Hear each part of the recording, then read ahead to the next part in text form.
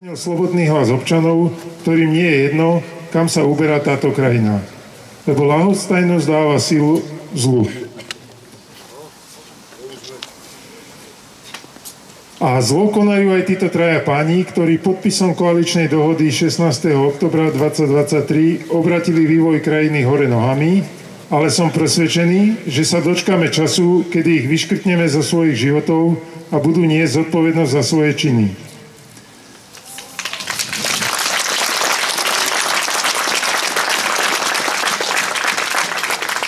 Naša situácia nie je úplne radostná, ale nie je ani zúfalá.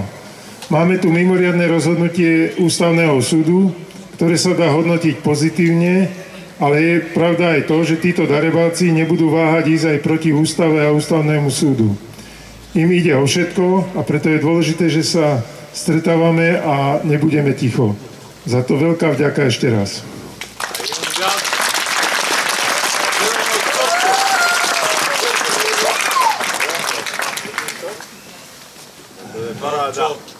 Tým, že sa od 24. februára 2022 intenzívne venujeme pomoci Ukrajine, trošku sa pristavím pri tejto téme, ona nám súvisí s tým, čo sa tu deje. Čo? Máš nejaký problém?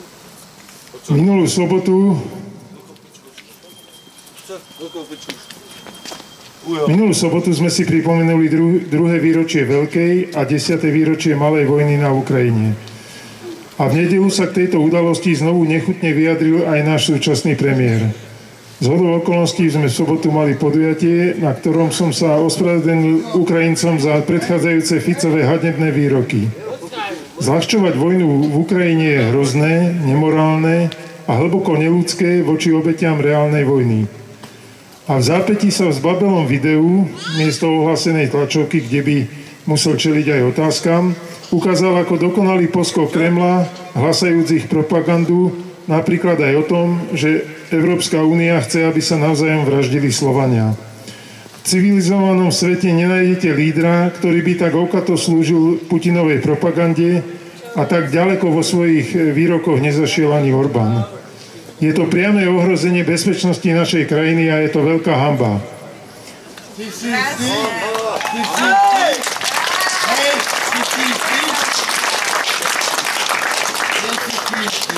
Pozrime si k tejto téme video od Martina Poliačika z organizácie GOPSEC, ktorý pôsobí na Ukrajine.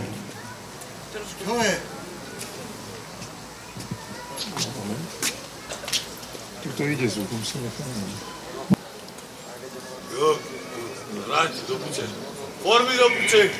Idem práve z Kieva, dneska som v Lvove a po ceste som si pustil to vaše video a popravde vy nemáte Boha pri sebe.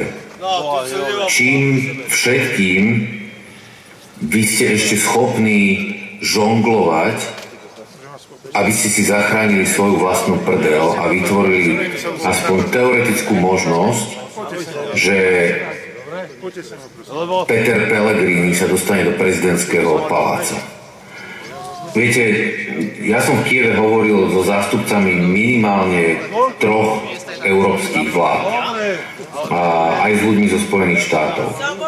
A hovoril som s 3 ministrami, teda 2 ministrami, 1 ministerkou ukrajinskej vlády a všetko ľudia, ktorí veľmi dobre vedia, čo sa bude diať tento týždeň, alebo teda budúci týždeň v Paríži. O tom, že by ktokoľvek išiel žiadať nasadenie vojakov nejakej európskej krajiny alebo krajiny NATO, nepadlo u nikoho ani slovo. Nič, nula, zero, nada. A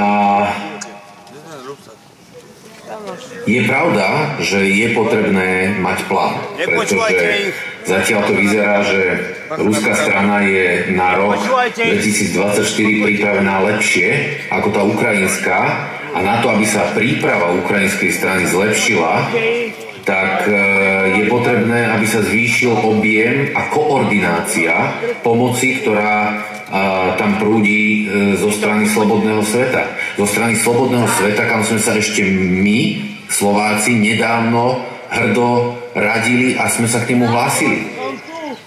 Čo sú to za halucinácie, ktoré vy rozprávate, pán premiér? A o tom, že by Európska únia podporovala zabíjanie Slovanov? Veď keď sa má to zabíjanie skončiť, tak je potrebná jediná vec, a to je, aby ruské sily odtiahli domov. A to je tiež predmetom 10-bodového plánu mierového prezidenta Zelenského, ktorý vy ste podpísali, že s ním súhlasíte na poslednom stretnutí v Užhorode s ukrajinským premiérom. Tak o čom vy sakra rozprávate? Neexistuje žiadna bojová porada, neexistuje žiadne spiknutie a rýchle hľadanie nejakého riešenia. Existuje normálna koordinácia slobodných a demokratických krajín, ktoré ešte s vami nestratili nervy, takže vás tam zavolali. Ale keď sa budete takto správať, tak nie len, že vás tam prestanú volať, ale ešte aj všetky ostatné krajiny prestanú zdieľať napríklad tajné informácie s našimi tajnými službami. Všetky ostatné krajiny sa na nás vykašľú, keď budeme čokoľvek potrebovať, lebo na vás jednoducho nebude spoľah.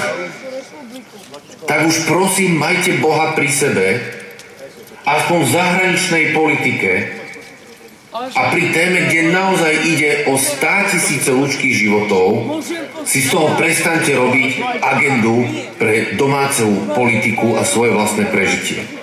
Pre Kristove rany.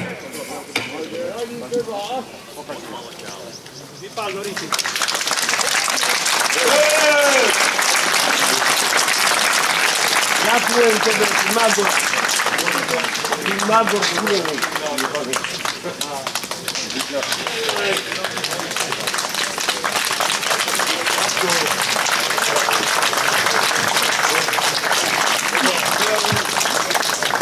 Ďakujeme pohotovej reakcii mestskej polície, nakoľko títo diváci neboli schopní príjmať náš obsah.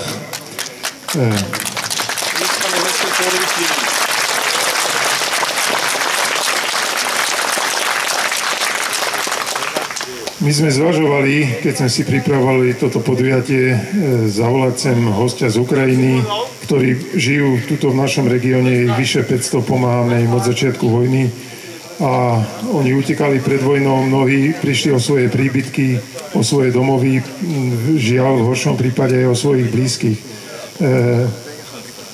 Bolo by to emočne ťažké pre nich aj pre nás a v podstate asi pre všetkých. A na to, aby sme pochopili hanebnosť slovo Roberta Fica, to asi ani nie je potrebné.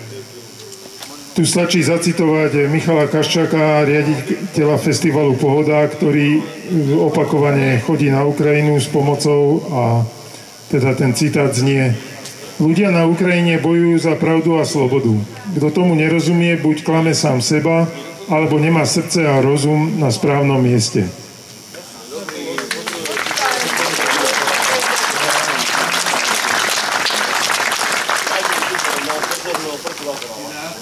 Robert Fico spĺňa obidve podmienky, len on neklame seba, ale svojich voličov a všetkých občanov tejto krajiny. A už začína klamať aj na medzinárodnej scéne. Pán premiér, táto krajina vám nepatrí a vy nezabudnite, že my sme súčasťou NATO a Európskej únie. Nezatvárajte oči pred tým, že Rusko našu krajinu a celý západný svet označilo za svojho nepriateľa a na naše hodnoty by s radosťou zaútočili a vlastne aj útočia zatiaľ len hybridne. Kam až zajdete, pán premiér? Okrem zrady demokratického Slovenska a bezprecedentného ničenia jeho budúcnosti je ďalším neodpustiteľným Ficovým zločinom hlavný úmysel tejto špinavej spravodajskej hry. A to je snaha vystrašiť občanov a odpútať pozornosť od novely trestného zákona, od amnestie pre seba a svojich ľudí, od omilostenia grázlov a násilníkov. To je ich hlavným cieľom. Je to podlé a hanebné. V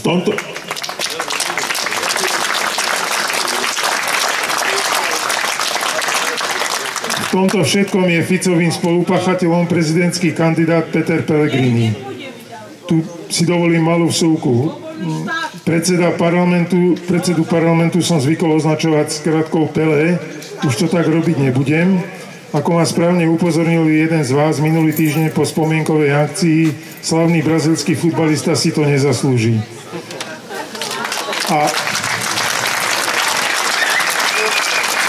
A nakoniec náš súčasný predseda parlamentu si svoju prezývku dal sám.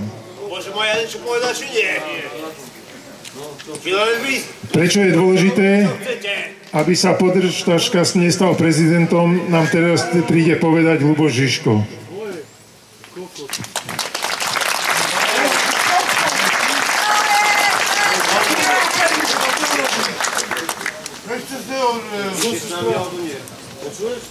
Dobrý večer, Prievidza.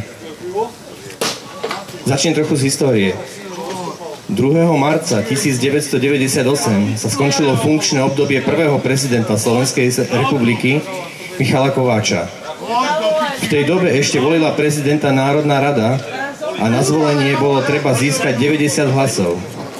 Keďže Národná rada nedokázala do skončenia mandátu Michala Kováča zvoliť jeho nasledovníka, prezidentské právomoci v ten deň prešli dočasne na predsedu vlády a predsedu Národnej rady. Vtedajší predseda vlády Vladimír Mečiar využil, alebo presnejšie zneužil tieto právomoci a už nasledujúci deň vyhlásil 2 amnestie. Prvou zastavil vyšetrovanie a omilostil páchateľov zmarenia referenda o priamej voľbe prezidenta a druhou zastavil vyšetrovanie a omilostil páchateľov únosu Michala Kováča mladšieho do cudziny, z ktorého bola dôvodne podozrivá SIS. Tieto amnestie vstúpili do histórie neslávne ako Mečiarove amnestie. Trvalo 19 rokov a veľa neúspešných pokusov, kým boli konečne 5. apríla 2017 zrušené. Na tomto prípade je veľmi dobre vidno, že právomoci prezidenta v našom ústavnom systéme vôbec nie sú také malé, ako sa niekedy zdá a hovorí, a keď sa dostanú do nesprávnych rúk, môžu byť zneužité na veľmi zlé veci. Neviem ako vám, ale mne naskakuje husia koža z toho, že sa niečo podobné a možno oveľa horšie môže stať znovu. A to nestraším a nekonšpirujem, varujem, vychádzajúc z udalostí posledných dní, mesiacov a rokov.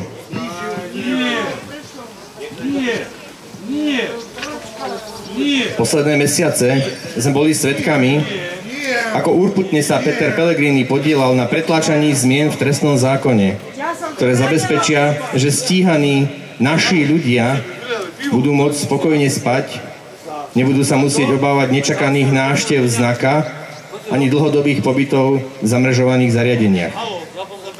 Ak by sa Peter Pellegrini stal prezidentom, môže podľa vzoru Mečiara už na druhý deň po inaugurovaní omilostiť všetkých tých našich ľudí, ktorí nebudú vyriešení zmenou trestného zákona, alebo bolo ich vyriešenie pozastavené včerajším rozhodnutím Ústavného súdu.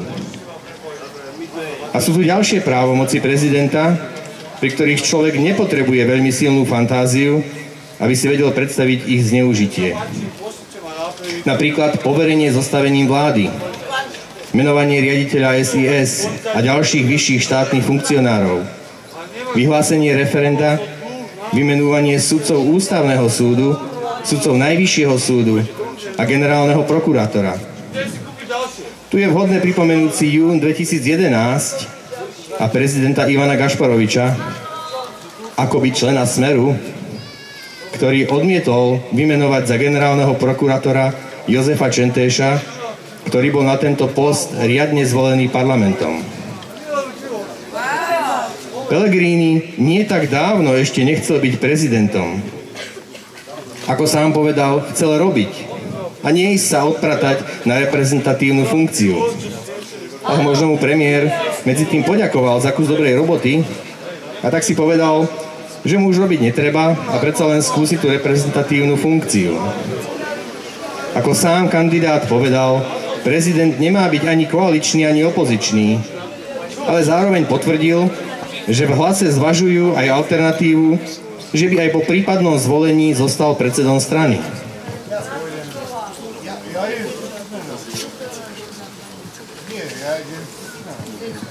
Kto vie, čo za tým bolo? že by tam išlo o udržanie si kontroly nad 15 miliónmi eur, ktoré strana Hlas dostala a ešte dostane za výsledok vo voľbách? Pre správne fungovanie demokracie je nevyhnutné správne rozdelenie moci. Jednou zo základných vlastností každej zložky moci je samostatnosť alebo nezávislosť.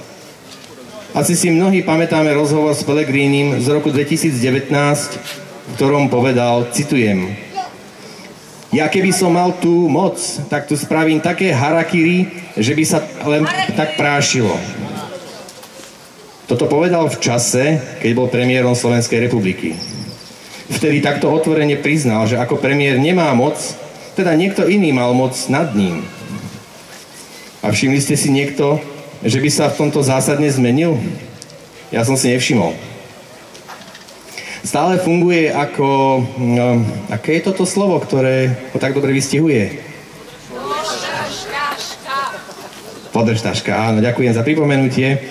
Funguje ako podržtaška Roberta Fica, s ktorým sa v minulosti rozišiel a nevedel si predstaviť spoluprácu s ním a po voľbách sa mu hodil do náručia.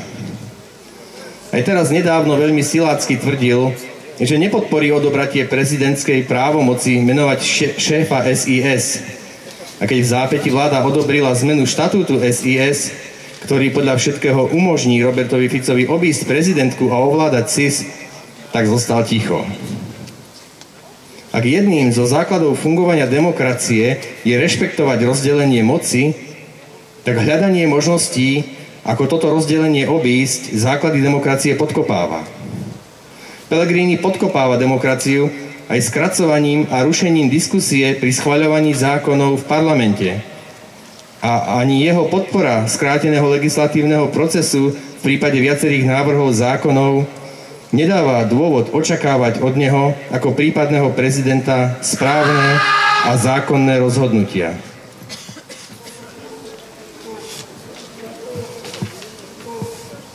No a veľa otáznikov je aj v jeho kampani. Odmieta ísť do diskusí so svojím najvýraznejším protikandidátom, pretože sa asi bojí konfrontácie. Na jeho transparentnom účte pristálo 250 000 eur od strany Hlas. Ale podľa vyjadrenia ministerstva vnútra strana nemôže prispievať na kampaň prezidentskému kandidátovi peniazmi, ktoré dostala ako príspevok od štátu. Takže Hlas buď týmto príspevkom porušuje zákon, alebo kryje sponzora, ktorý im túto sumu daroval. Veľkým otáznikom je aj pamflet Extra plus Premium, ktorý ste možno aj vy našli v poštových schránkach, a ktorý klamlivo očierňuje Ivana Korčoka a propaguje Petra Pellegriniho, pričom ani nespĺňa zákonné požiadavky kladené na predvolebnú propagáciu. Keď si to všetko zhrnieme, tak nám z toho vychádza jediné. A to, že Peter Pellegrini nemá vôbec predpoklady, aby funkciu prezidenta vykonával nezávisle a dobre, a je vážne riziko, že jeho zvolenie by ešte viac ohrozilo už aj tak dosť ohrozenú demokraciu. Preto vás všetkých prosím, posunte tieto informácie aj svojim blízkym a kolegom, aby všetci vedeli, kto je Peter Pellegrini a prečo ho nevoliť. A aby dali svoj hlas kandidátovi, ktorý nebude ničia podržtaška a ktorý bude dobrou protiváhou tak vláde a premiérovi Ficovi, ako aj Národnej rade a jej pokračujúcemu predsedovi Pellegrinimu. Aby dali svoj hlas Ivanovi Korčokovi. Ďakujem.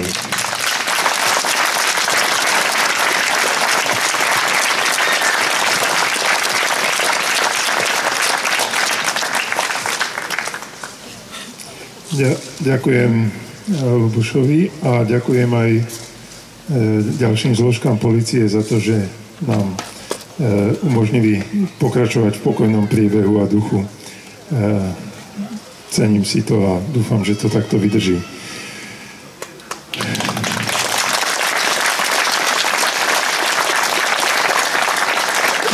Určite budeme robiť všetko preto, čo bude v našich silách, aby sa Peter Pellegrini nestal prezidentom našej republiky. Priatelia, dnes máme aj živú hudbu. Na pódiu pozývam Mariana Mikuša z Trenčína a verím, že jeho nasledujúca pieseň zaujme.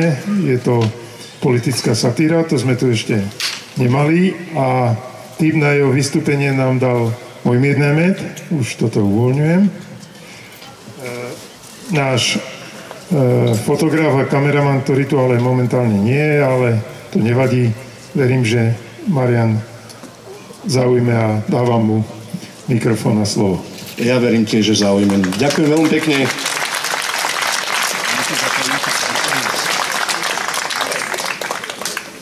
Ja vám chcem najprv poďakovať, áno, a zároveň gratulujem Prievidzi, že má takýchto ľudí, ako ste vy.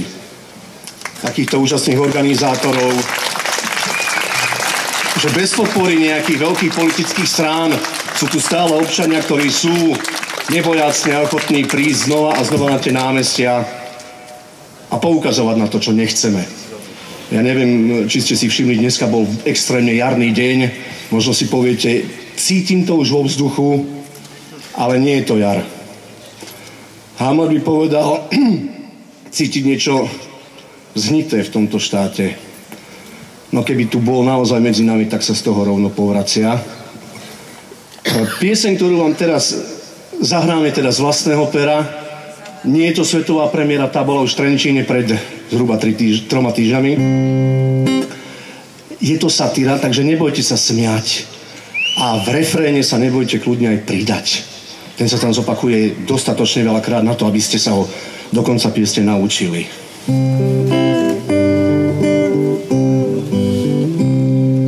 Tak tu máme zase novú vládu. Určite nie iba pre parádu. Ani blbá opica nevolila by Fica. My sme ho zvolili 4. raz.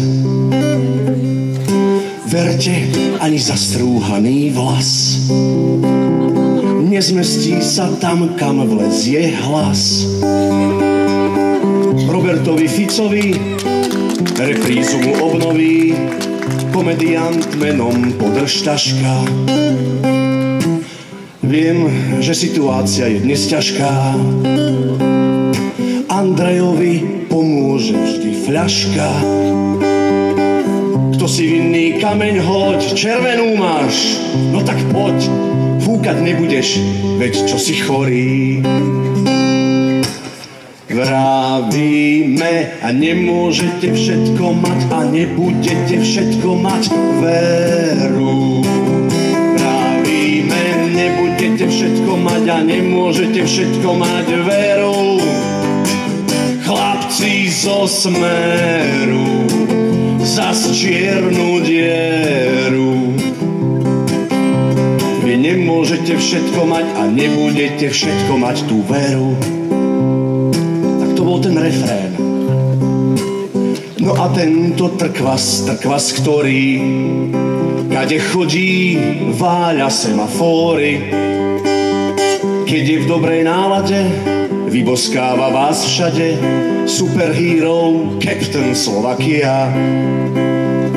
Radšej nech mi do galoty zmia vlezie, než tento náš triumvirát by mal vládnuť čo i deň. Bože môj, to je zlý sen a tešia sa na svojho prezidenta. Preto keď ťa v marci skrie plenta, nevoľ morálneho impotenta. Hoc má jamky na lícach, pozri, čo je v uliciach. Vládne Šuvix, hlavne vďaka jemu. Vravíme a nemôžete všetko mať a nebudete všetko mať veru. Vravíme, nemôžete všetko mať a nebudete všetko mať veru. Chlapci zo Smeru nám nervy žerú. Vy nemôžete všetko mať a nebudete všetko mať tú veru. To bol znova ten refrén.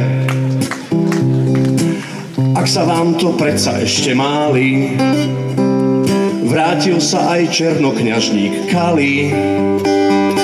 Robo všetkých presvedčí, chlapci, už ste v bezpečí, zlikvidované je USP.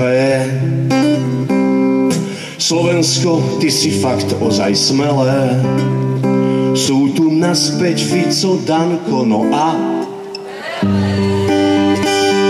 fakt mi nejde do hlavy toto smutné déjà vu, to ozaj máme pamäť takú krátku. Spravme prosím historickú skratku, upracme ich všetkých späť do chládku. Razom sa nám uľaví, keď sa budú zilaví ksichtiť na tento svet spoza mreží. Vravíme a nemôžete všetko mať a nebudete všetko mať veru. Vravíme, nemôžete všetko mať a nebudete všetko mať veru. Chlapci zo Smeru nám nervy žerú. Vy nemôžete všetko mať a nebudete všetko mať tú veru. To sme zhruba v polovici, lebo v tejto krajine sa momentálne deje toľko inšpiratívnych vecí. No toto je sloha, pri ktorej v Trenčine potom prišiel po koncerte za mnou jeden pán a hovorí, ako ste si to mohli dovoliť. Napísať tam, že klamať, kradnúť, vraždiť, zatlkať. To je dnešnej vlády ponuka. A ja som sa mu snažil vysvetliť, viete, vy keď vytvoríte ideálne prostredie na to, aby toto všetko sa dialo, tak nie ste spoluvinníkom. Podľa mňa áno. Klamať, kradnúť, vraždiť, zatlkať. To je dnešnej vlády ponuka. Sú to naše omyly, sami sme si zvolili a na hlupáka padla latrína. Zo všetkého ma dnes napína najviac kandidáta Harabína. On je víťaz všetkých kôl, nebezpečný ruský troll, nech vlezie späť do Putinovho zadku. Nož ale nízko máme posadenú latku a jednu Šminkovičovú Maťku. Šéfka alternatívy, silou lokomotívy, len slovenskú kultúru nám razí. Ale my vravíme, nemôžete všetko mať a nebudete všetko mať veru. Vravíme, nemôžete všetko mať a nebudete všetko mať veru. Chlapci zo Smeru zas čiernu dieru. Vy nemôžete všetko mať a nebudete všetko mať tú veru. Vydržíte ešte dve slohy? Z toho, čo tu je, ma ozaj mrazí. Blaha v kancli vymieňa obrazy. V rámci starých zlozvykov máme späť bolševikov. Chceme ich poslať aj do Štrásburgu. Ak nič z tohto nechceš, no tak funguj. Navleč teplé topánky a navleč bundu. Nad Tatrou sa blízka, účasť nie je nízka. Zastavme ich, milé sestry, bratia. Nech konečne sa do jedného stratia. Vravíme, nemôžete všetko mať a nebudete všetko mať veru. Vravíme, nemôžete všetko mať a nebudete všetko mať veru.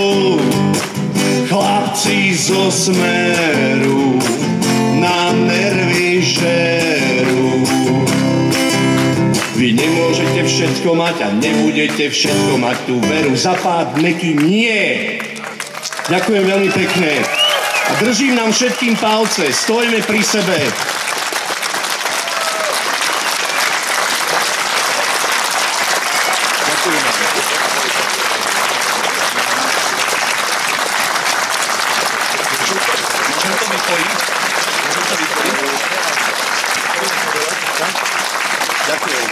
Úžasný.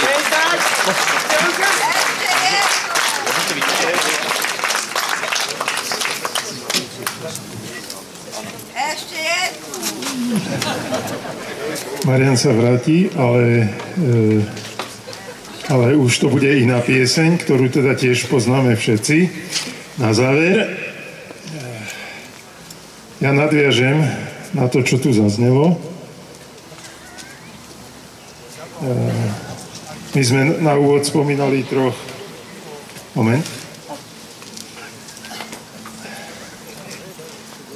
Tu si vlastne potom ukradnem ten výborný text. My sme na úvod spomínali trojicu Fico, Podržtaška a Danko. Toho tretieho menovaného by človek aj rád ignoroval, aj by nad tým mávol rukou, ale teda slova nebudeme míňať. V nadväznosti na tú Marianovú pieseň som si dovolil 2 také slajdy zo Zomri online, takže myslím, že je všetko jasné.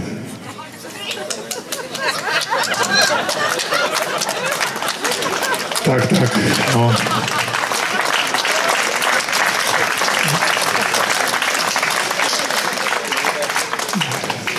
Tak, ale budeme pokračovať na vážnu tému, keď sme si trošku mohli aj teda spraviť srandu. Nasleduje náš prívický Hyde Park. Skôr ako Martin Dros vyberie sa medzi vás s mikrofónom, zaradíme príhovor pani, ktorá sa o slovo prihlásila na spomienkovej akcii minulý týždeň a bola veľmi výstižná, takže stojí za to si jej slova pripomenúť znovu. Dúfam, že sa nám teda video spustí hneď. Aj so zvukom.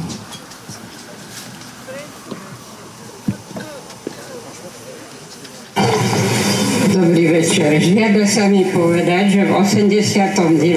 novembri sme tu stáli a boli sme jednotní. Zvíťazila pravda, rozum, odvaha aj sloboda.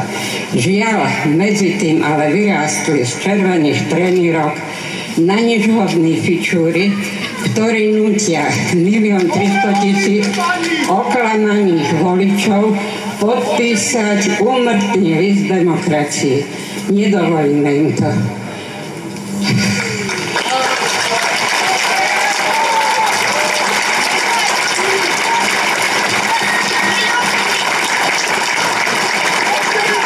Keď deti rastú, padnú a udrú si niekedy aj hlavu. My, ktorí chodíme celý život so stýčenou hlavou, vidíme veci z nadhľadu. Tí padnutí na hlavu majú svoju vládu, ale my máme pravdu. A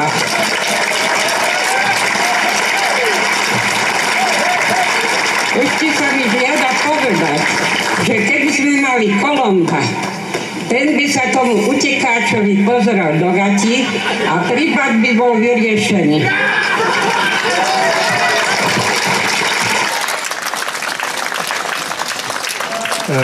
Neviem, Martin, či máš pripravenú nejakú otázku, alebo dáš len nejaké slovo?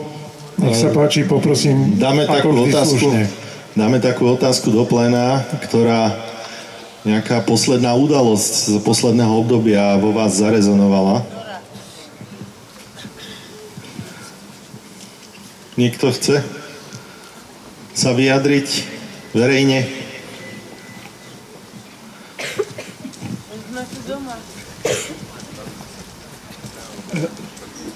Zase som si minule prečítal jedného autora, neviem, či ho poznáte, Henrik Heidler, a ten má jeden citát, v ktorom píše, že keby sme všetkých právnikov zavesili na kandeláber, síce by nám bolo chvíľku divné, ale toľko srandy, čo by sme si pri tom užili, by stálo za to. A myslím, že Slovensko, keby toto robilo s tými právnikmi, ktorí teraz vládnu na Slovensku, by si užilo tiež veľmi veľa srandy. Takže Fico právnik, Kaliňák právnik, Danko, všetci na kandeláber. Austrálsky.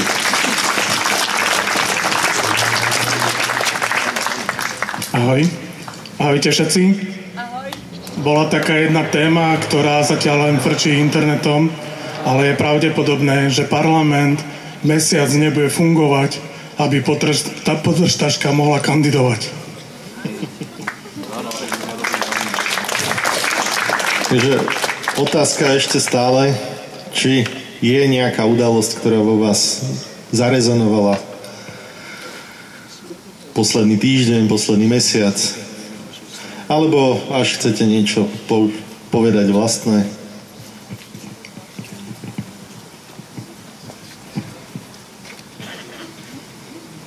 Práve dnes má jedna z mojich vnúčiek narodeniny, takto luxusne 29. februára. A ja ich mám teda 6, tých vnúčat, 3 šikovné deti. A fakt mi nie je jedno, v akom svete budú žiť. Rodičia ma vychovávali v duchu, že svet by mal patriť schopným. Bohužiaľ, teraz žijeme v čase, keď nám vládnu tí, čo sú schopní všetkého. Áno. Vnúčka bude večne mladá. No, ja teda vo mne zarezonoval v poslednom čase pán premiér, ktorý nás straší, ktorý stále rozširuje ten strach. Raz je to očkovanie, raz je to COVID, potom je to zase vojna. Inokedy zase straší migračnou krízou, ktorá nikdy neprišla a keď robili akciu, tak prišlo 0.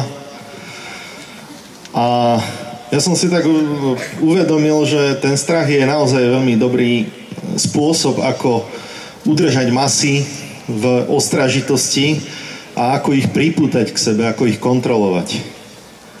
A najlepším spôsobom, ako ten strach poraziť, je spoznať tie problémy, na ktoré upozorňuje, alebo spoznať tých, ktorí strašia. Povedal to ten čínsky filozof, že keď sa prestaneme báť a keď spoznáme svojho nepriateľa, tak vyhráme vojnu. A my ju chceme vyhrať. Tak.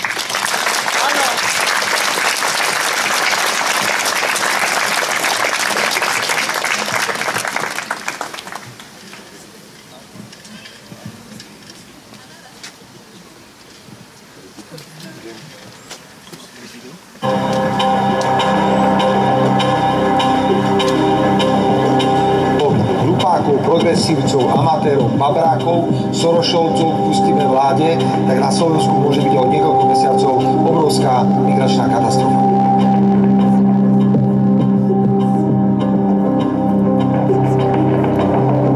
Ten stav počtu zadržaných migrantov dnešnému ránu je rovná 0.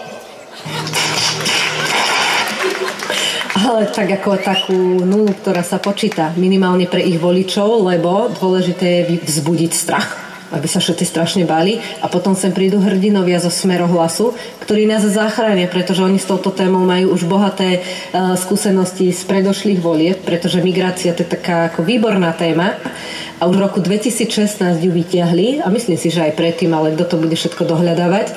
Jednoducho povedané, už v roku 2016 strašili nás, chudákov Slovákov, nejakými migrantami a tak sa rozhodol vtedajší minister vnútra, pán Robert Kaliňák, kúpiť plot.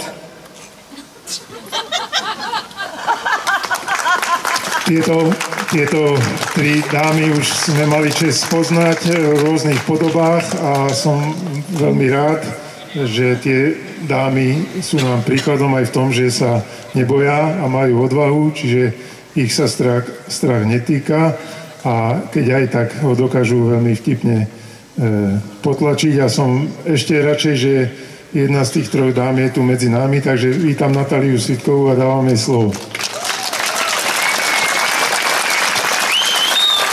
Ďakujem. Dobrý večer vám prajem. Ešte raz ďakujem za uvítanie a aj krátky zostrih z našej tvorby, ktorá vznikla ako obranná reakcia na množiace sa klamstvá zo strany vládnych predstaviteľov nielen vo vzťahu k našim rodinám. Urážky a nadávky. Ponižovanie prakticky všetkých odborne skúsenejších a zdatnejších. Navodzovanie strachu z umelo nafúknutých problémov. Naopak bagatelizovanie korupcie, ale aj vraždy semafóru. Neustále podnecovanie národu k nevraživosti medzi rôznymi skupinami obyvateľstva. Toto je pravá politika Smerohlasu. Ich pravá tvár. Nie pomoc a nie pokoj pre ľudí, ale pomoc a pokoj iba pre ich ľudí.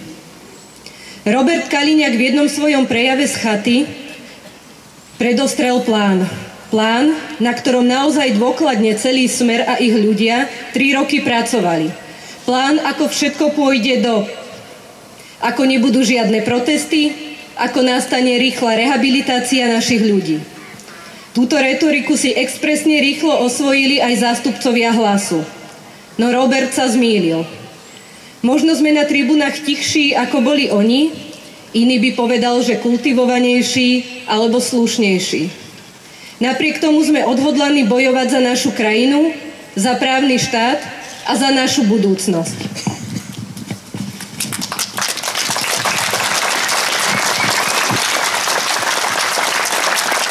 Vecne a rázne.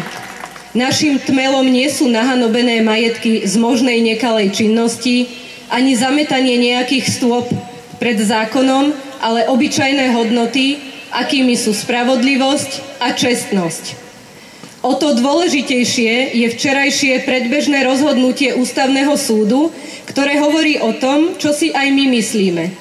Že nemožno len tak skrátiť premlčacie doby, alebo skrátiť tresty, či zmeniť právnu kvalifikáciu mnohých trestných činov. Rovnako je nepripustné, aby bolo možné právoplatné rozsudky otvárať spätne až 3 roky. A tiež využívanie nezákonných dôkazov v trestných konaniach. V odôvodnení Ústavný súd vyslal jasný signál, že obštrukcie zo strany zlovlády, tak ako ich predvádzajú Pellegrini, Susko a Fico, sú v právnom štáte neprijateľné. Zrušenie diskusí s odborníkmi, mimovládnym sektorom, občanmi, ako aj poslancami opozície na pôde parlamentu sú rovnako neprijateľné.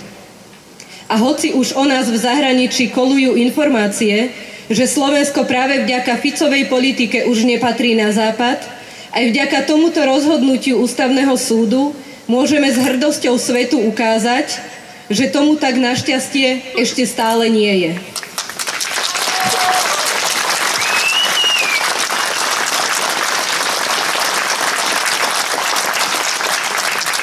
Že Ficová politika, tá politika, ktorú si expresne rýchlo prebral a osvojil jeho žiak Pellegrini a celá ich partaj, nie je našou politikou.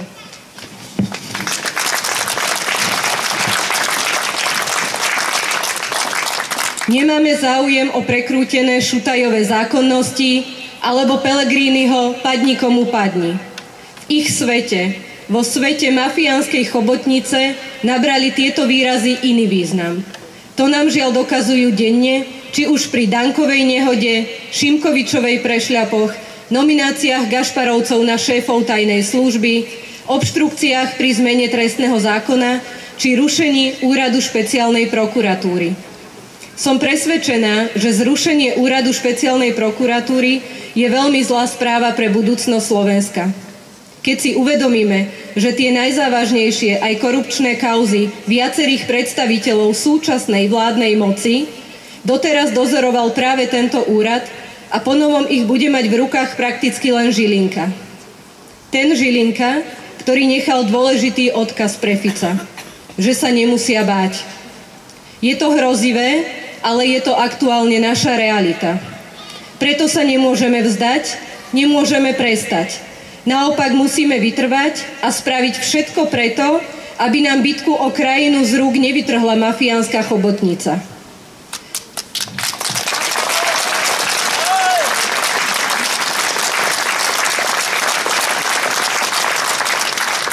Protesty mali zmysel a vidíme, že ho stále majú. Chystajú sa dva dôležité reparáty.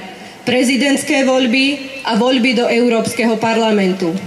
Dúfam, že aj po nich budeme naďalej môcť hovoriť, že sme právnym štátom. A tak zápas o spravodlivosť a charakter nášho štátu stále pokračuje. Ďakujem.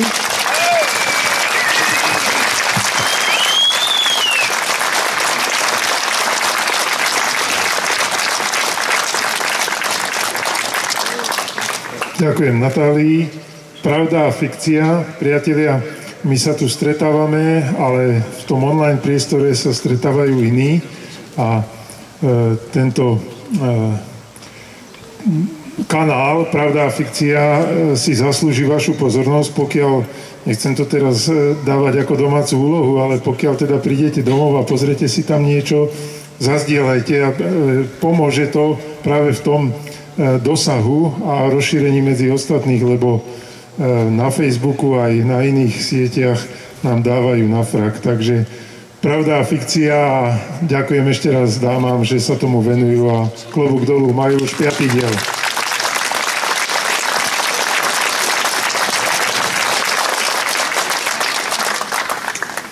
Je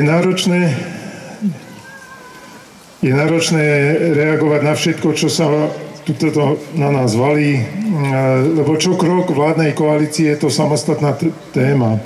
Vypichnem pred záverom zo pár bodov, ktorým sme sa tu už aj šťastí venovali.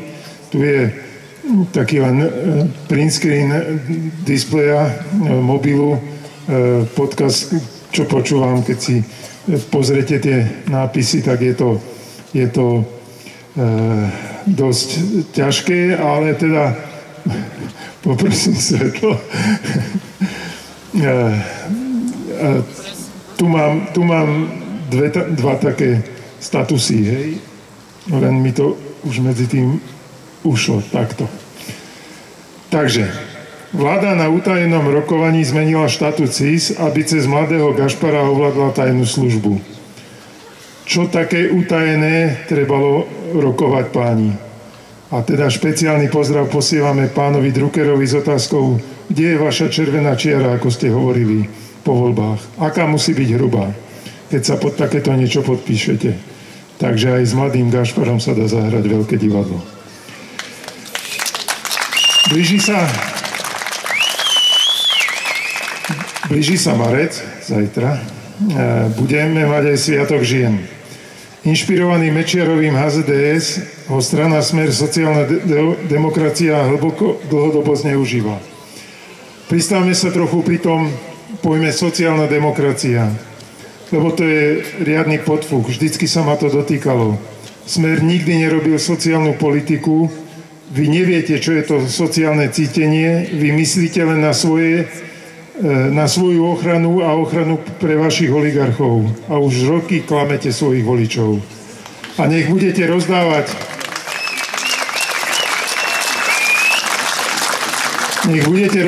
akékoľvek kytice na MD, že nezakryjete nikdy vaše podvody a svinstva, ktoré robíte.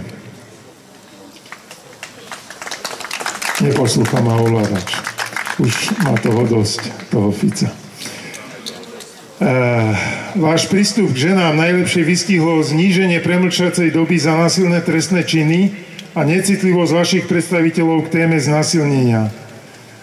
Je otázka, či to bola len nepozornosť, alebo vzhľadom na hroznú kauzu Čistý deň, možno aj zámer, ktorý ste rýchlo opravili, ale iba vďaka tomu, že to škodilo podržtaške v jeho ceste do prezidentského paláca.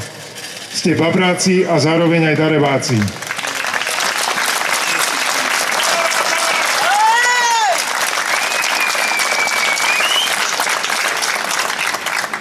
Dalo by sa pokračovať a burcovať ďalej a ďalej. Ale myslím, že tu oveľa lepšie zaznie iný hlas, aj keď v menej kvalitnom obraze. Nech sa páči Richard Stanke a záver jeho príhovoru na námestí Slobody minulú stredu v Bratislave.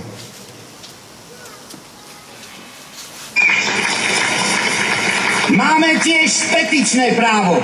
Máme právo na referendum. Máme právo protestovať, štrajkovať.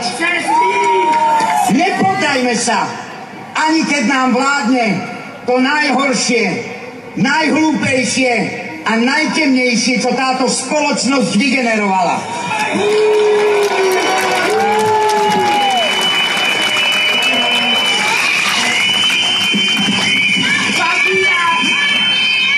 Ani keď chcú, aby sme rovnako otupeli ako oni, aby sme boli spoločnosťou bez empatie, bez súcitu a spravodlivosti. Lebo veľmi dobre vedia, že otupená a ľahostajná spoločnosť znesie všetko. Že otupená spoločnosť sa nedokáže brániť. Na Slovensku je veľmi veľa šikovných ľudí, ktorí sa dokážu presadiť doma aj vo svete. A títo ľudia si nezaslúžia, aby Slovensko reprezentovala a obraz o nás vo svete vytvárala banda ľudí bez chotmesu, ktorým jediným zmyslom existencie vo verejnom priestore je vlastná beztrestnosť a pomsta.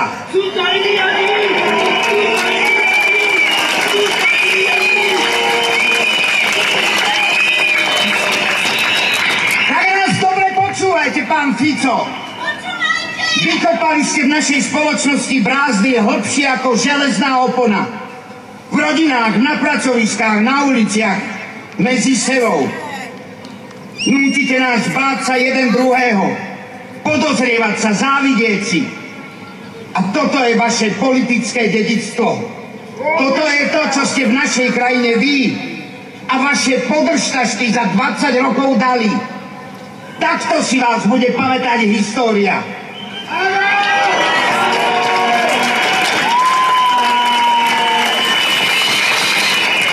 Nám beriete prítomnosť a deťom budúcnosť.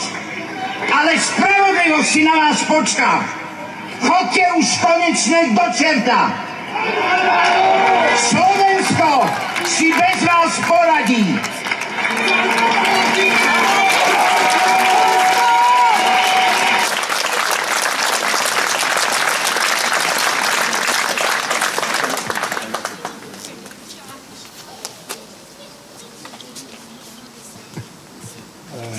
Takže tak, Richard Stanke to rozbalil naplno a tie jeho slova sadli neskutočne, no ale svet ide ďalej a máme tu aj niečo ešte aktuálne na záver. Žijeme teda ťažkú dobu, tak dovolte jedno postscriptum pred úplným koncom. Napriek tomu, že Slovensko bude mať navždy vo svojej histórii zapísanú vraždu novinára Jana Kuciaka a jeho snúbenice Martiny Kušnírovej, Fico stále robí z novinárov terče a z médií svojich nepriateľov. Novinárka SME Zuzana Kovačič-Hanzelová včera vo svojej rubrike jasne pomenovala, akým nechutným útokom bola ona, ale aj ostatní novinári, vystavená už roky. Aj tento príklad ukazuje, že naša bezstarostnosť skončila, že v hybridnej vojne a v online priestore prehrávame a že nielen kvôli vojne na Ukrajine sme sa ocitli v čase, kedy sa na celom svete odohráva civilizačný zápas o budúcnosť nášho smerovania. Verím, že tento zápas dopadne nakoniec dobre, inak nás čaká chaos a rozvrat naprieč krajinami celej zemegule. A teda dovolte, aby som sa, verím, že aj v mene vašom, takto na diaľku poďakoval Zuzane Kovačič-Hanzelovej za všetko, čo v tomto civilizačnom zápase dokázala a časom, keď si oddychne, ešte dokáže.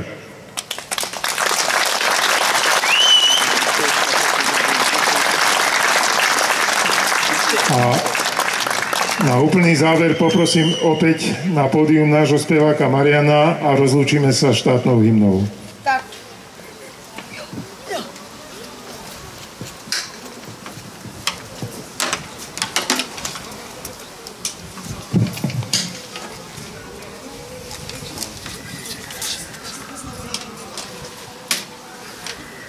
Ja by som poprosil aj ostatných organizátorov a všetkých, ktorí tu mali dnes reč, nech kľudne prídu na pódium.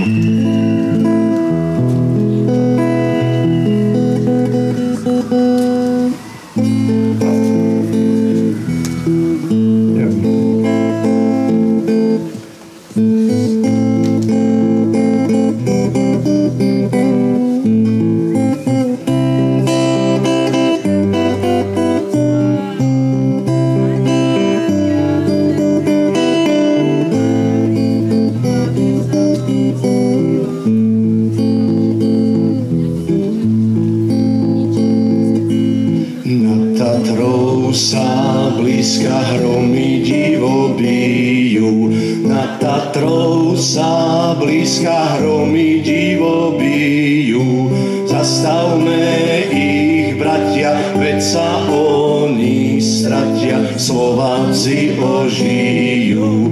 Zastavme ich, bratia, veď sa oni stratia, Slováci ožijú.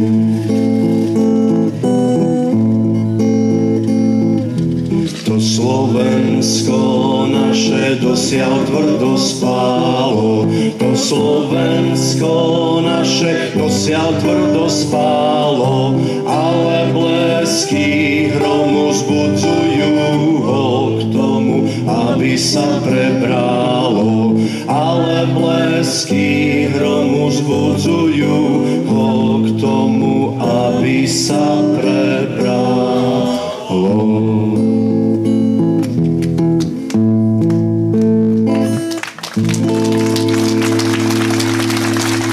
Ďakujeme krásne, boli ste úžasní. A ja ďakujem pánu Ivanovi Sýkorovi za organizáciu, za odvahu, za statočnosť. Fantastické to tu bolo. Úroveň, dramaturgia, technika. Ďakujem vám ešte raz. Dovidenia.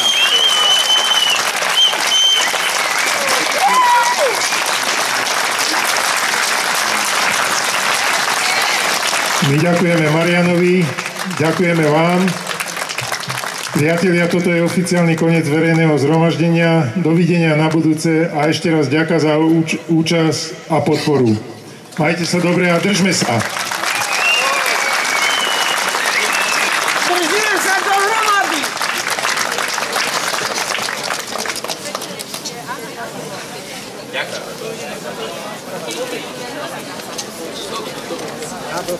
Dneska ťa volám podržky. Ešte raz? Dneska ťa volám podržky.